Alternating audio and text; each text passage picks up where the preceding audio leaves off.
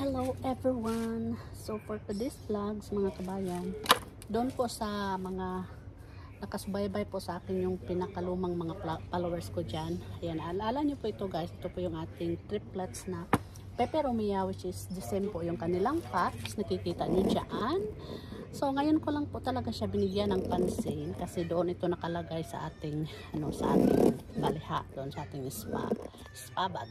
So yung gagawin ko ngayon is ikakat ko na siya mga kabayan, and then binabalik ko siya dito sa ating greenhouse doon sa may dulo kasi sobrang haba na po niya Ayan, and then I think 2 years na po siya sa pot na ito guys. So kailangan na natin siyang putulin para babalik po siya sa sigla.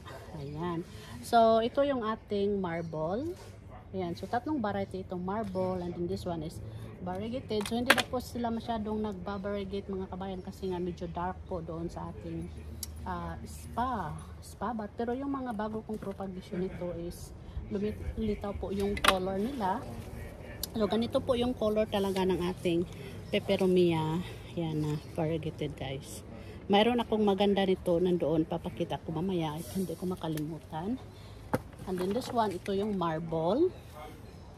Marble, ayan po, ganyan po yung kanyang kulay guys. Ayan, ganyan. And then this one is, ito yung lemon and lime. Na parang wala na akong nakikitang lime. Medyo, medyo nagbi-bleach siya mga kabayan. So anyway, unahin natin itong ating marble kasi ito yung medyo mas guys, yung medyo super last. So tinatalian ko na yan, ayan. So dito talaga sa baba, ikakat ko siya dito sa pinakababa guys. So first cut, and then dami nating mga propagation ito. So bali ilan po yung tinali ko dito, 4.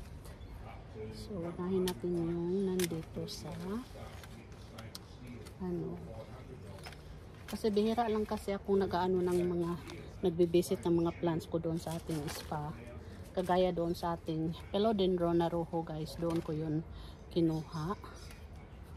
So hindi na siya naalagaan doon. Here, ayan.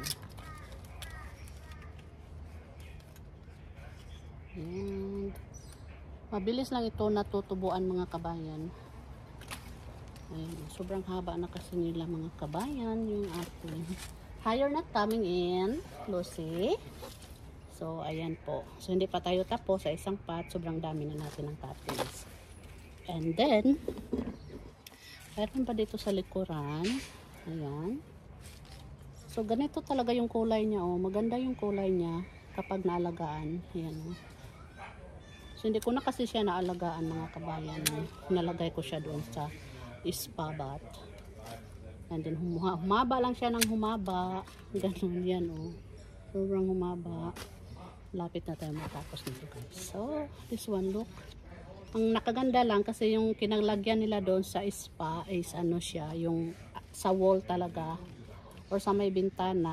Kaya hindi sila masyadong napuputol kasi nakasandal po sila doon sa cortina na bamboo curtain guys. Ayan. So ganyan na po, hindi na siya masyadong crowded, and ayusin natin yan siya mamaya guys. So yan lang po yung ating for today, and then gagawin ko itong dalawa para tuloy-tuloy po yung aking. Sobrang haba nito, siya sa baba guys, tingnan niyo. Ito yung pinakamahaba pero nagaganyan siya, hindi ko napansin. Dito natin siya ikakat sa likod. Ayan.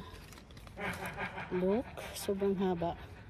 So yun po. No, you're not coming here girl, okay? So yan lang po yung ating short vlog for today. Thanks everyone, bye bye.